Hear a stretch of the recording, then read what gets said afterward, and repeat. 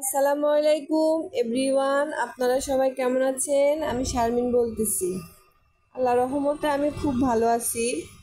তো কিছু কিছু স্মৃতি আছে আসলে যেগুলা ভুলবার না, সেগুলা আসলে কিভাবে ভুলবো বা কিভাবে কি করবো আসলে জানি না।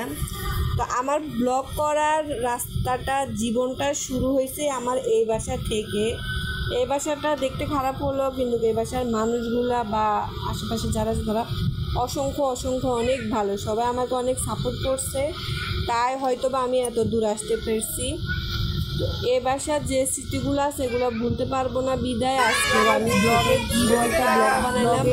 আমি আমার ছেলে বার্থডে করলাম ওই বাসায়, তারপর বার্থডে শেষ করে তারপর আমরা চলে আসছি আমাদের নতুন বাসায়।